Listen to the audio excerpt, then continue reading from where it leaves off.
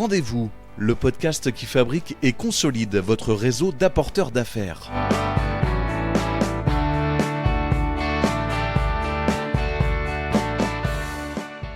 Bonjour Alexandre. Salut Jean-Christophe, merci pour ton invitation. Voilà, quel plaisir de t'avoir, j'attendais ça avec impatience, parce que quand on a préparé cette émission, tu m'as dit des choses vraiment sympas, tu m'as fait vivre des émotions, et c'est vrai que quand j'interviewe des gens, des fois ils me disent « Ah ben Jean-Christophe, ta question elle me touche ». C'est vrai que quand on a préparé cette émission ensemble, j'ai eu un petit coup de cœur comme ça, donc je pense que ça va être une super émission. Eh ben, merci, ça, ce que tu me dis me touche.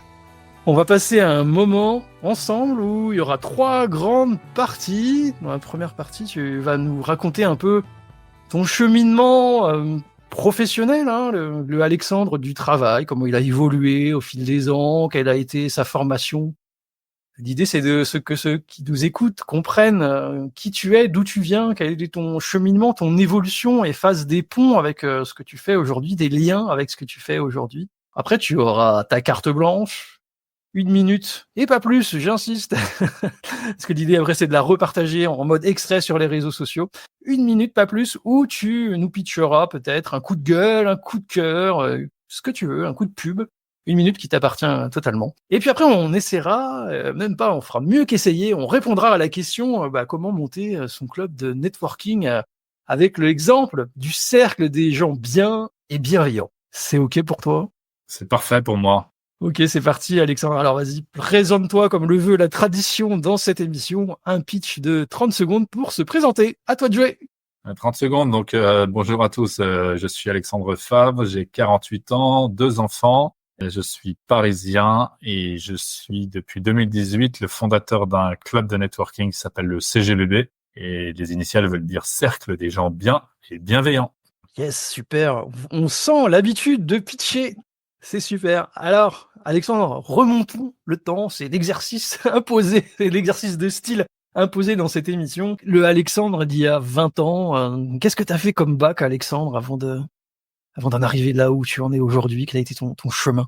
Alors, ça va être difficile de te parler de mon bac puisque moi j'ai arrêté l'école en première. Donc, ça comme ça, c'est une question qui est vite fait. Mon chemin, donc on va revenir à un peu plus de 20 ans puisque j'ai, comme je le disais tout à l'heure, 48 ans. On a tous des parcours atypiques, mais le mien l'est également puisque, en fait, j'étais papa à l'âge de 16 ans. Donc, j'ai une grande fille aujourd'hui, Laura, qui a 32 ans. Quand elle est née, j'ai décidé d'arrêter l'école pour l'assumer financièrement. Donc, j'ai arrêté l'école en première et j'ai commencé ma carrière en rentrant chez Decathlon en mars 92.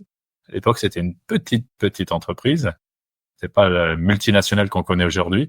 Et je suis rentré chez Decathlon comme manutentionnaire et mon métier, c'était de décharger les camions à 5 heures le matin pour que à 10 heures à l'ouverture des magasins, la marchandise soit dans les rayons. Et voilà le début de ma carrière. Waouh, et t'as gravi plusieurs échelons chez Decathlon?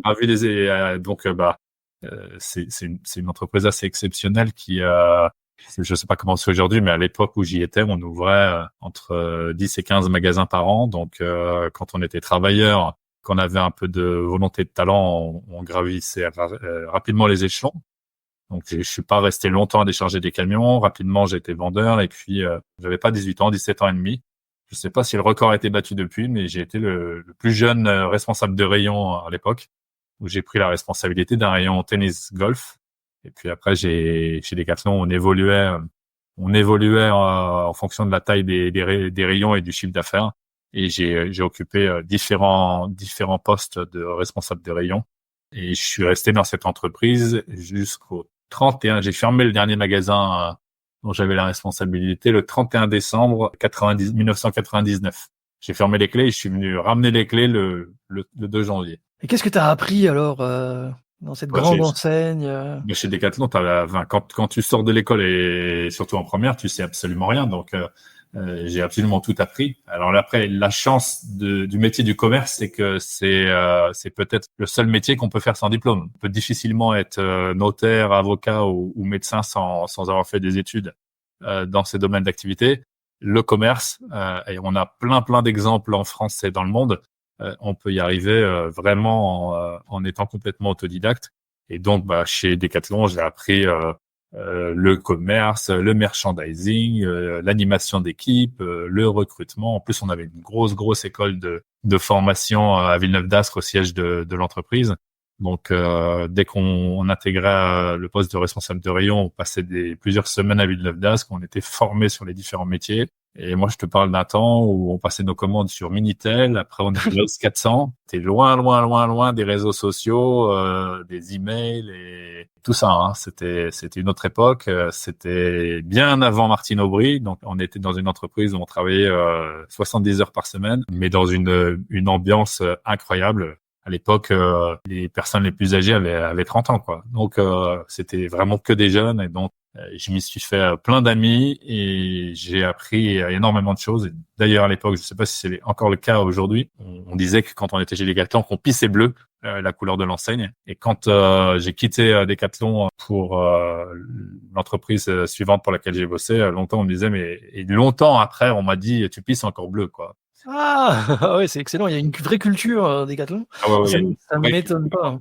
Une vraie culture. Et aujourd'hui, j'ai des gens qui sont membres du CGBB, que j'ai jamais côtoyé chez Decathlon, parce que c'est vraiment une multinationale, qui ont travaillé il y a 10, 15, 20 ou 25 ans et qui me disent, j'ai vu que tu avais été également chez Decathlon. Il y a la culture du tutoiement. Donc, je sais pas s'il y a beaucoup d'entreprises où l'époque où j'y suis rentré, comme je te disais, c'était une entreprise assez petite. Donc, Michel Leclerc, le fondateur, moi, je le voyais tous les mois. Tous les mois, il venait en magasin avec Yves Claude, le directeur général. Il faisait la tournée des magasins. Et moi, j'avais 16 ans et je me rappellerai toujours que la première fois, il me dit, non, mais tu me tutoies, tout le monde se tutoie. C'est exceptionnel ce que tu as dû vivre. Tu vois, quand on pense au marketing avec les marques, bon, on va pas toutes les citer, mais à l'époque, il y avait Inesis, Quechua. Maintenant, il y a. Ils font plus les mêmes choses d'ailleurs. Ils font plus les mêmes choses parce que moi, Inesis, quand Inesis a été lancé, c'était la marque tennis et la marque golf qu'ils avaient lancé. Et encore ça, tu parles en 92, tout était sous marque Decathlon. Hein. Inesis,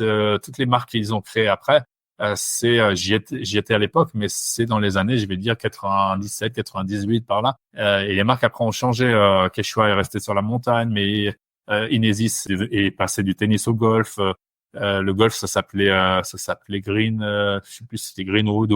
Les marques ont évolué et en fait, c'était une volonté de Michel Leclerc qui a toujours voulu en faire le leader mondial du sport, mais avec 70 à 80% de marques propres. Et il y avait des gens à l'époque qui disaient, mais moi, j'ai pas envie de porter du Decathlon. Et donc, en fait, il a créé d'autres marques pour que les gens aient pas l'impression de porter du Decathlon et qu'en ayant une raclette Inesis ou une parc à Quechua, ils aient l'impression d'avoir une marque. Donc, cette première expérience, elle a vraiment été fondatrice pour toi.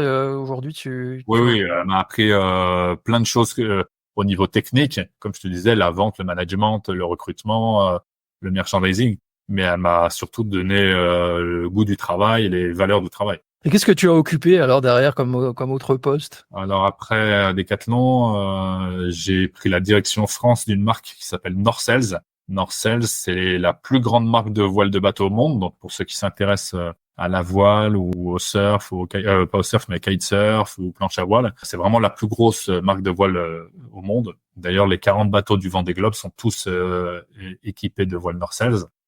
Et c'est une entreprise américaine qui a confié sa licence textile depuis une trentaine d'années à un groupe italien qui s'appelle Tommasoni. La marque Norcels en prêt-à-porter est une marque très importante en Italie. Je suis rentré début janvier 2000 chez Norcels, puisque la marque était auparavant distribuée par des agents. Ils voulaient plus être dépendants d'agents et donc ils ouvraient une filiale et ils m'ont confié l'ouverture de cette filiale. Donc mon job, ça a été de recruter une équipe commerciale, trouver un showroom et puis après d'implanter la marque dans les grands magasins, chez les ship chandlers, chez les commerçants multimarques, etc. Alors le temps passe, mais comment t'en es arrivé au networking alors sans nous expliquer encore, parce qu'on aura toute l'occasion par la suite d'en parler, du cercle des gens bien et bienveillants. Quelles ont été tes premières expériences en termes de réseautage? Alors déjà j'ai toujours aimé ça. Le networking en France a une connotation business. C'est-à-dire que quand on parle à des gens networking, pour eux, c'est tout de suite, ils pensent business. Et d'ailleurs, en France, comme il n'y a aucune culture et aucun cours, que ce soit au collège, au lycée ou dans les facs ou dans les écoles de networking, à la différence des anglo-saxons, les Français se mettent à faire du networking uniquement quand ils ont un besoin, principalement pour deux besoins. Le premier besoin, c'est quand ils sont licenciés, qu'ils n'arrivent pas à trouver de boulot, donc ils se disent il faut que je fasse du networking, donc ils s'inscrivent, ils prennent une adhésion dans un club de networking, ou alors quand ils montent une boîte et là il leur faut des clients et donc ils se disent je vais m'inscrire à un club de networking pour trouver des clients. Sauf que dans ces deux cas-là, ils viennent avec dans un club en venant avec une intention et une attente. Tout se ressent dans la vie et du coup ils sont pas sexy puisque ils sont pas là pour donner, ils sont là uniquement pour prendre. Et le networking fonctionne pas du tout comme ça. Le networking, c'est quelque chose qui se travaille dans la durée. C'est quelque chose avec lequel on a d'énormes résultats, mais c'est des résultats à long terme. Ceux qui en attendent des résultats dans l'immédiateté, sont toujours déçus. Alors après, je dis pas que ça peut pas arriver que on signe une affaire au bout de 3 mois. C'est pas ce qui se passe dans la majorité des cas.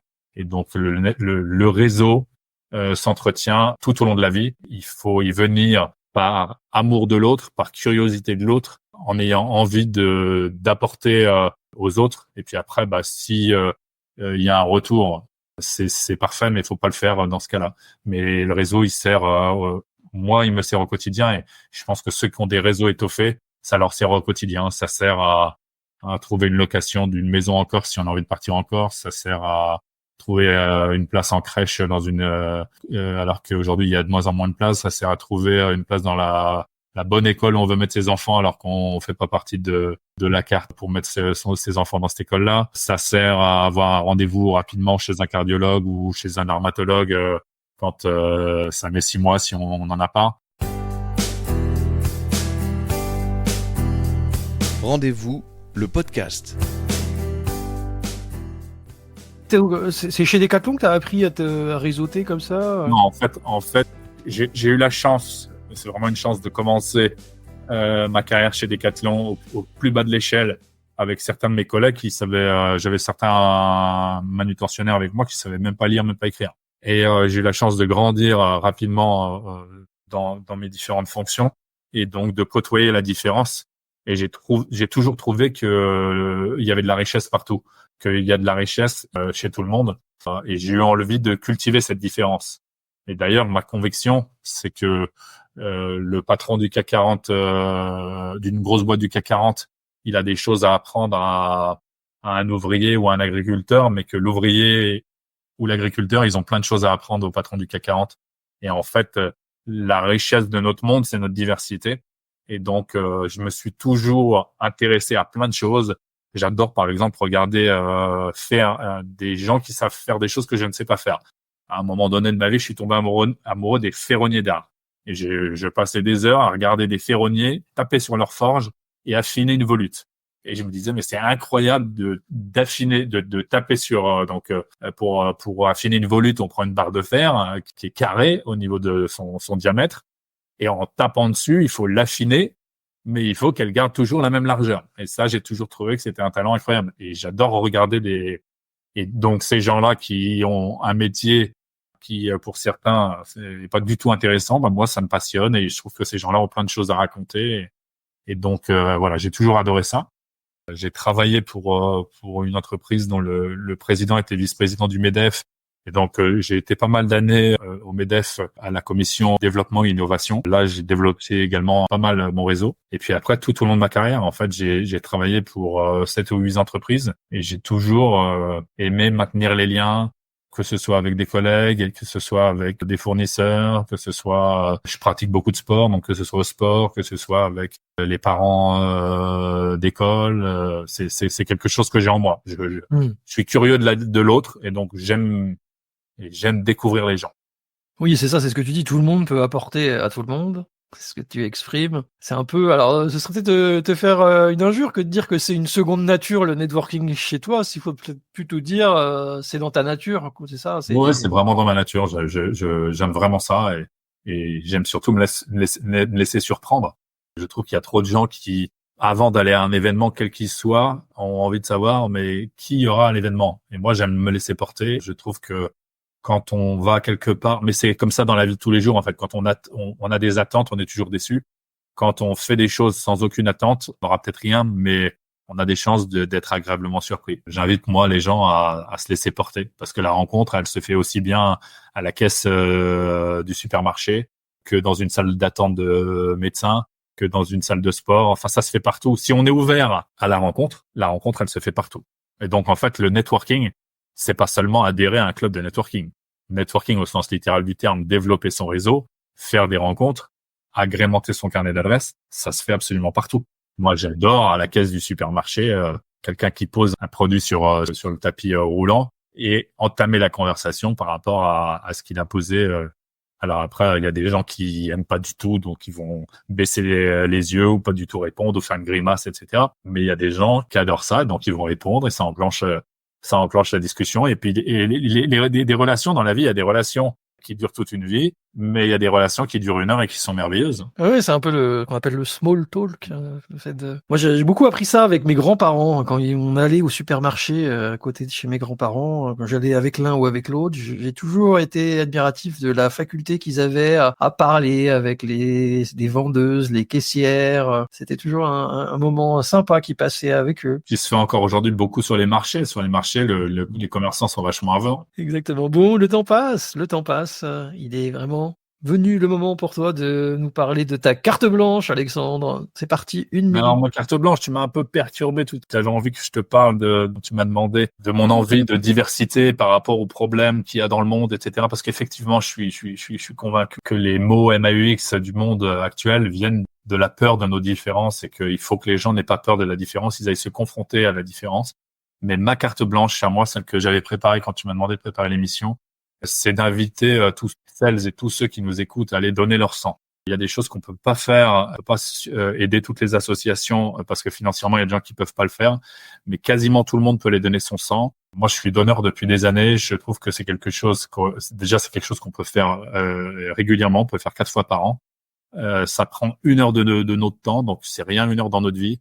On n'a pas idée du manque de sang qu'il y a dans les stocks à l'établissement français du sang et de la nécessité dont on peut avoir un jour et dont peuvent avoir un jour besoin nos proches. S'il vous plaît, prenez votre temps, regardez sur l'établissement français du sang quels sont les établissements les plus proches de chez vous. Prenez 1 heure de votre temps, allez donner votre sang. Ça fait pas mal du tout. Vous faites là aussi du networking parce que vous êtes allongé sur un brancard à côté d'autres gens qui donnent leur sang, donc d'autres gens qui ont des belles valeurs. Et vous ressortez de là fiers de vous en vous disant j'ai fait un petit truc, mais c'est une bonne action. Top, merci d'avoir joué le jeu superbement de la carte blanche. Allez, maintenant dans la dernière partie, dernière ligne droite, on va parler comment créer son club de networking en s'appuyant sur l'exemple du cercle des gens bien et bienveillants.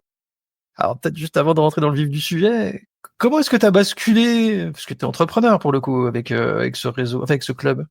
Oui, alors j'ai basculé en fait en 2018. De 2011 à 2018, j'étais directeur général d'un groupe spécialisé dans la distribution de biens d'équipement de la maison. C'était un groupe qui était détenu par des fonds d'investissement, plusieurs les uns après les autres.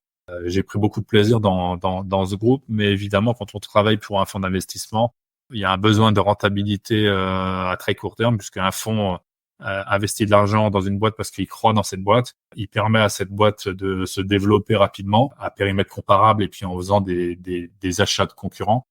En revanche, un fonds est là pour rester entre 3 et 5 ans dans une entreprise, donc il a besoin d'avoir un retour sur investissement qui est très très rapide. Et donc on a un management vraiment dans l'immédiateté. À un moment donné, je me reconnaissais plus là-dedans. J'ai eu envie de faire autre chose. J'ai licencié beaucoup de gens dans ma carrière. J'avais plus envie de faire ça. Donc, en 2018, l'entreprise a été vendue à un nouveau fonds, ce qui m'a permis de valoriser les parts que j'avais dans cette entreprise de mon côté, que j'ai quitté en février 2018, mon dernier job de salarié. Je savais pas vraiment ce que je voulais faire. Je voulais plutôt retourner dans mon secteur de prédilection, qui est le prêt-à-porter, la mode. Mais je voulais me laisser, mon fils avait 8 mois à l'époque, et donc je voulais me laisser un peu de temps pour passer du temps avec lui. Et puis, je m'étais dit, je préfère retourner travailler pour une boîte familiale, qui a une vision plus long terme de son entreprise et qui, face aux différentes crises qu'on traverse très régulièrement et surtout depuis le 11 septembre, capacité à faire le dos rond plus longue. Et donc, c'était l'idée que j'avais de départ. Je voulais vraiment passer l'année 2018 sabbatique et recommencer à chercher un job de DG en 2019. Et au bout de 2 mois, j'ai 2 copines qui, à 10 jours d'intervalle, m'ont dit t'as un énorme réseau, pourquoi tu nous en fais pas profiter, organise quelque chose. Et ça n'a pas fait tilt tout de suite. Et puis un jour, au mois de juillet 2018, dans mon canapé, je sais pas pourquoi, ces 2 conversations me reviennent et je dis bon bah si elles veulent, si elles trouvent que ce serait bien que je leur présente des gens, je vais organiser quelque chose. J'écris à peu près 100 personnes de mon réseau que j'estime être des belles personnes, des personnes vraiment issues de tous les réseaux. Il y avait des copains, il y avait des gens de la finance, il y avait des gens du sport, de la mode, du culinaire, de différents réseaux que je fréquentais. Et je leur ai dit, je vais organiser le 20 septembre un dîner. J'ai invité des belles personnes, donc j'ai dit, je sais pas pourquoi, j'ai écrit dîner des gens bien et bienveillants, et je vais vous permettre de faire plein de rencontres. Qui c'est qui a envie de participer? Et là, en une soirée, j'ai eu plein de réponses. Je me suis dit je vais le faire, quoi. Et donc j'ai organisé ce premier dîner. On était 80 personnes. Et l'idée, étant donné que c'était de permettre à des gens qui ne se connaissent pas de se rencontrer, j'avais fait des plans de table, 3, un pour l'entrée, un pour le plat, un pour le dessert, où je mettais à chaque fois en face et à côté des gens qui se connaissent pas. Donc, on a fait ce premier dîner, qui était un dîner pas du tout avec une idée business derrière, puisque moi, j'avais juste été voir un restaurateur. Je lui avais dit, je te privatise ton restaurant, on va le remplir, on sera 80. Et après, chacun, donc c'était un peu... Moi, j'avais fait les plans de table, mais après, chacun commandait ce qu'il voulait manger. Et après, chacun, à la fin, je crois que le dernier à payer, il a mis 2 heures, parce que tout le monde allait dire, j'ai eu une bière, j'ai pris telle entrée, tel plat, tel dessert, enfin vraiment l'usine à gaz. Les gens m'ont dit qu'ils avaient adoré cette soirée, ils m'ont demandé d'en faire un autre. Il y a même des gens qui n'avaient pas été conviés à ce premier dîner qui m'ont dit « tu organises des dîners, moi pourquoi j'en étais pas, je veux être au prochain, etc. » Donc on a fait un autre dîner le 7 décembre, on est passé de 80 à 150 personnes. Un peu mieux organisé le truc, j'avais été voir un restaurateur en lui privatisant aussi son resto, mais là j'avais choisi un menu avec 3 entrées au choix, 3 plats, 3 desserts. Et j'avais fait une cagnotte litchi où j'avais dit vous allez payer directement votre dîner sur litchi, et comme ça il y aura pas de queue à faire à la sortie.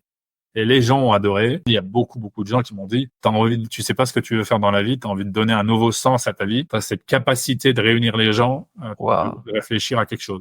Et j'ai invité chez moi, dans ce salon qu'on voit pas parce que tu m'as demandé de mettre un fond d'écran, 16 de mes proches qui avaient participé aux 2 premiers dîners. J'avais acheté un paperboard et on a balancé des idées sur ce que ça pourrait être. Parce que moi, au début, on me disait fais ça, mais moi, j'avais 42 ans à l'époque, il fallait que je bosse, et je voyais pas de modèle économique. C'est bien d'organiser des dîners, ça prend vachement de temps et tout ça, mais moi, je gagnais pas d'argent là-dessus. et donc, on a balancé plein d'idées. Et puis après, je me rappellerai toujours, j'ai pris toutes les feuilles. Je suis parti une semaine à Marrakech, ma femme et mon fils, et en une semaine, j'ai écrit la plateforme de marque. Et je suis revenu avec vision, mission, valeur, un vrai business model, un vrai modèle économique. J'ai réinvité ces 16 proches à la maison et je leur ai dit, voilà ce que ça pourrait être. On fera, voilà ce qu'on va faire, comment on va le faire, voilà ce que ça va coûter, etc. Qu'est-ce que vous en pensez? On a modifié des choses. Et après, c'était parti. Et donc, j'ai réécrit aux 150 personnes qui étaient au deuxième dîner. Et j'ai dit, le prochain dîner, c'est le 21 mars. Mais ce sera pas un dîner comme les autres. Vous avez été nombreux à m'inciter à me lancer. Voilà, je monte mon entreprise. Ça va s'appeler le Cercle des gens bienveillants. Ça sera un club de networking dont les valeurs sont la bienveillance, le partage, l'échange et l'entraide. Et je vais permettre à des gens qui n'auraient pas l'occasion de se rencontrer et de créer des liens à travers un programme événementiel très riche, puisque aujourd'hui, le CGBB, c'est plus de 250 événements par an. Ça représente entre 4 et 5 événements chaque semaine. Donc, tous les jours de la semaine, il y a des événements. Petit déjeuner, dîner, conférences. Ce soir, on a un atelier sur l'architecture d'intérieur. Jeudi soir, j'ai Gilles Kepel, qui est un des plus grands politologues français spécialistes du Moyen-Orient, qui vient de faire une conférence sur son dernier livre, Le Monde après le 7 octobre. Vendredi matin, il y a un petit déjeuner. La semaine prochaine, je sais plus ce qu'il y a. Il y a un after work, il y a une soirée onologie autour des grands vins de Bourgogne. Enfin, on fait plein de choses toute l'année, plein d'événements. Ma grande fierté, c'est que il y a plein de gens qui créent des liens incroyables. Alors après, certains font du business, certains tombent amoureux, parce que ça, c'est la vie quand on met les gens en relation. Tu fais un peu agence matrimoniale alors aussi. Moi, je fais conciergerie aussi. Les gens m'appellent même quand ils ont mal au dos. Tu peux pas me trouver un rendez-vous chez un kiné ou... Oh.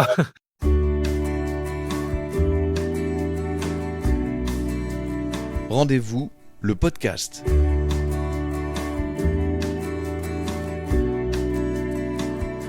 Et comment tu l'as organisé ce réseau en termes, par exemple, est-ce que tu as fait une charte que les adhérents remplissent? Est-ce que tu as prévu une cooptation spéciale pour les nouveaux membres, un cheminement Au spécial? démarrage, il y avait une double cooptation.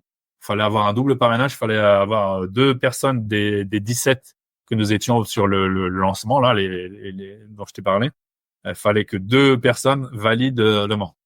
Puis après, on est passé à une seule. Et puis après, j'ai plein de membres qui m'ont dit, mais écoute, on va pas parler du CGBB à des gens qui partagent pas nos valeurs. Donc, enlève le parrainage, laisse-nous parler du CGBB à des gens pour qui on a de l'estime, et ils rentrent sans ça.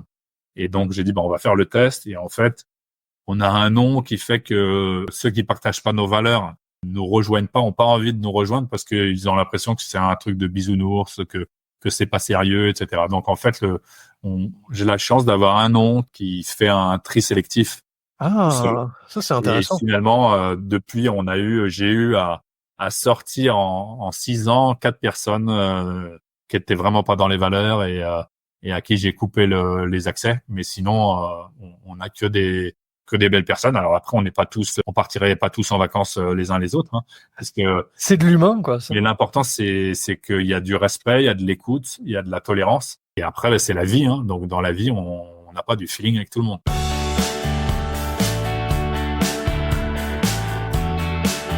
Rendez-vous, le podcast. Et est-ce qu'au sein de ton réseau, donc ton club, tu as mis en place des outils digitaux pour apprendre à rester en lien les uns avec les autres ou...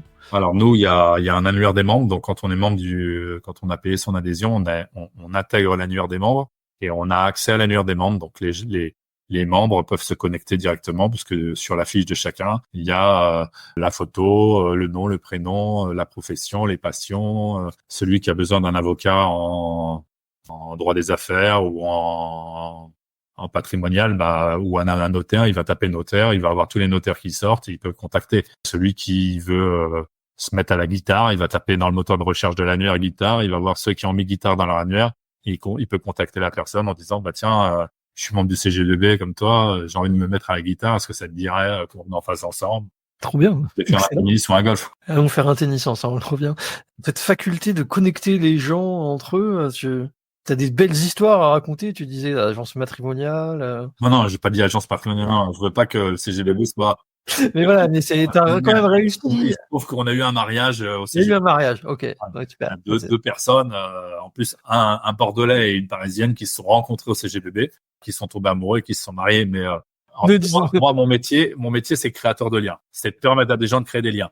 Après, je ne promets rien, donc je promets pas que parce qu'il y a des gens qui me contactent en me disant est-ce que je vais pouvoir trouver un amoureux ou une amoureuse, est-ce que je vais pouvoir Ah ouais, mais ça va très très loin en fait. Hein. Est-ce que tu me garantis que je vais trouver des clients?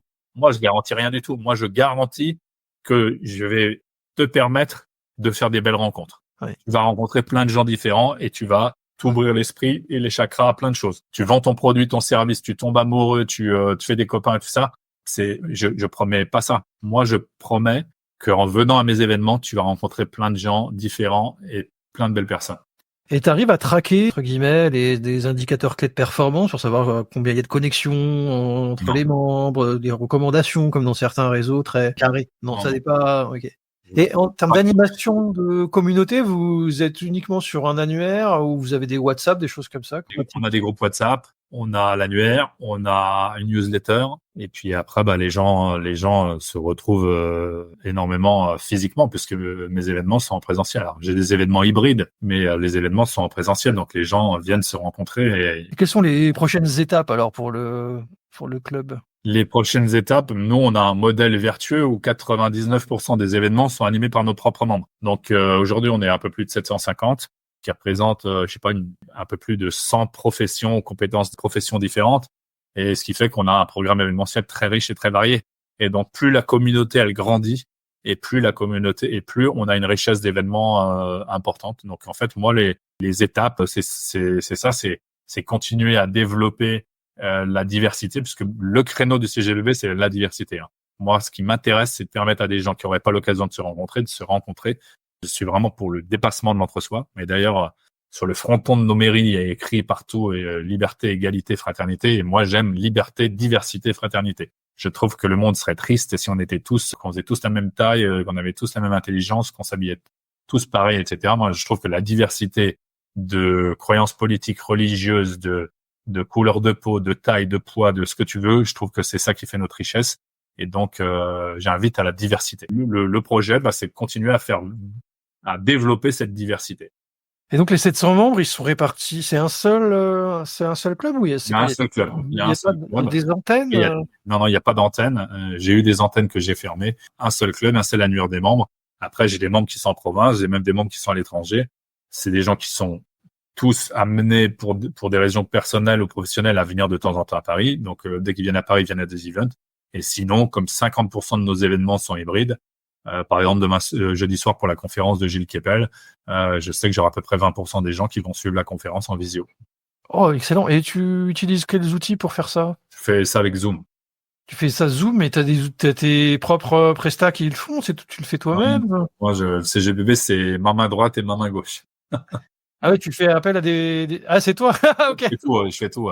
Tu mets une caméra. C'est pas très compliqué. Ouais, j'ai un pied, j'ai ma caméra, j'ai une pieuvre qui prend super bien le son, de super bonne qualité, donc les gens entendent super bien.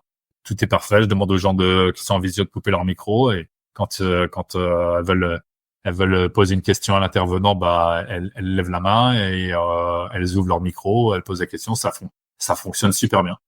Et du réseautage en visio, du networking, du speed meeting en visio, par exemple, j'ai pas l'impression que ce soit Si, vous le faites aussi? Je l'ai fait pendant le premier confinement.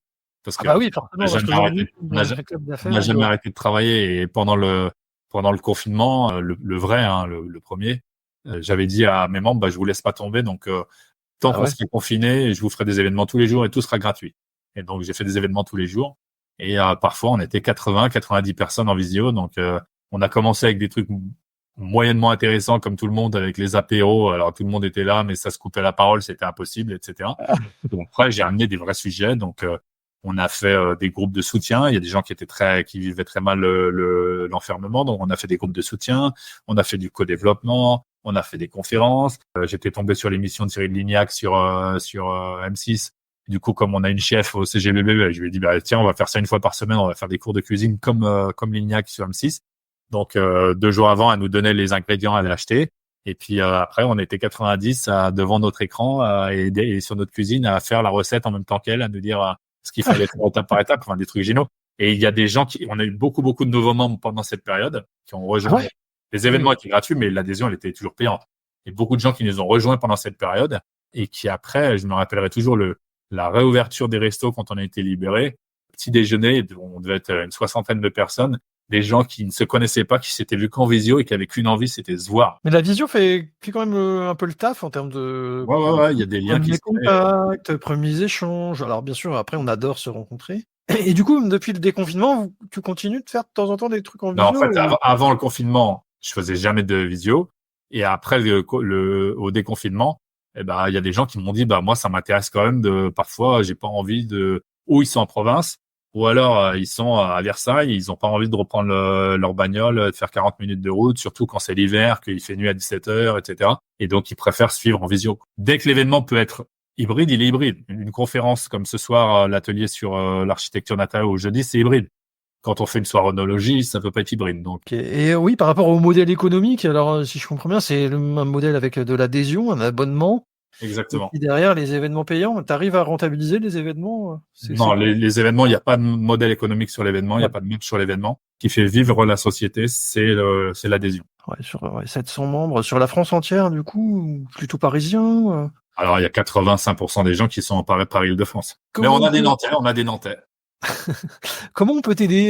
Est-ce que tu cherches quelque chose actuellement? M'aider, c'est en parlant du CGBB, en disant que c'est un club génial, que vous êtes intéressé pour faire plein de belles rencontres, que vous êtes curieux, que vous êtes ouvert d'esprit, que la bienveillance, c'est quelque chose qui vous parle, que c'est sociétal. Vous êtes les bienvenus, voilà. Moi, c'est ce que je dis à tous mes membres parce que je rends pas mal de services au quotidien, et quand ils me disent mais moi comment je peux t'aider, je dis parle du CGBB et tu m'aideras et tu aideras la communauté, puisque plus on est nombreux et plus c'est riche pour tout le monde.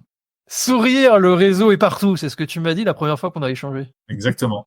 Est-ce que tu vois quelqu'un qui voudrait ou qui tu verrais bien dans ce podcast à ta place? Je vois plein de monde. Et ce problème, c'est que si je te donne un nom, je vais vexer tous mes autres membres. Là. Donc, c'est pas facile. Je pourrais te donner, je te dis, ce que je te propose, c'est te mettre en avant dans une prochaine newsletter. On a 3500 abonnés à la newsletter. D'inviter les gens qui sont abonnés à notre newsletter à te contacter directement pour te dire ce qu'ils font et pourquoi ça serait intéressant de passer dans ton podcast. Parce que là, si je donne une personne, c'est difficile pour moi. Alors, avec très grand plaisir, je te remercie d'avance, Alexandre. Il y a quelqu'un quand même dont tu m'as parlé, et c'est une cause que je défends et pour laquelle je m'engage, c'est le cancer. 2 causes pour lesquelles je suis engagé par rapport à mon réseautage, c'est que j'essaie de reverser un peu des fonds. Il y a d'un côté le combat contre le cancer, il y a aussi la faune sauvage. Et tu m'as parlé d'un de tes membres qui est spécialisé dans l'IA, donc l'intelligence artificielle, et qui est très optimiste sur notamment le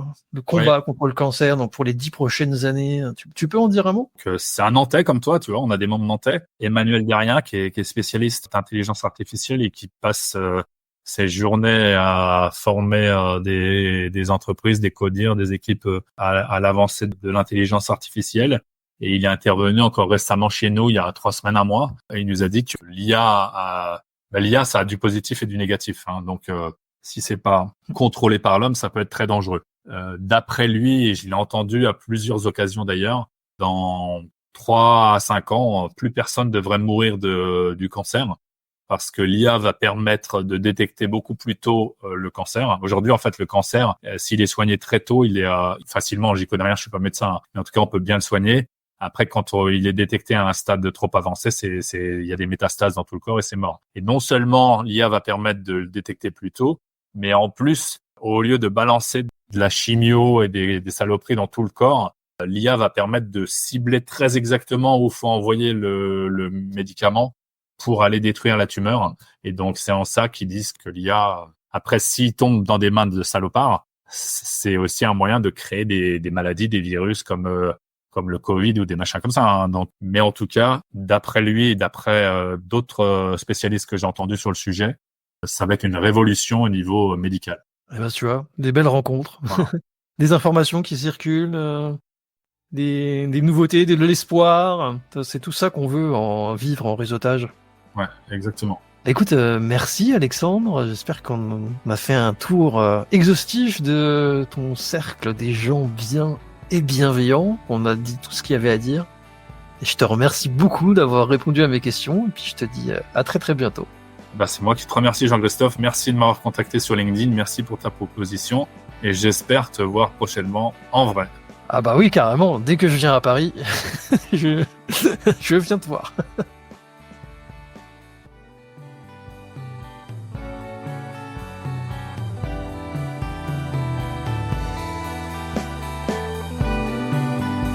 C'était Rendez-vous, le podcast qui fabrique et consolide votre réseau d'apporteurs d'affaires.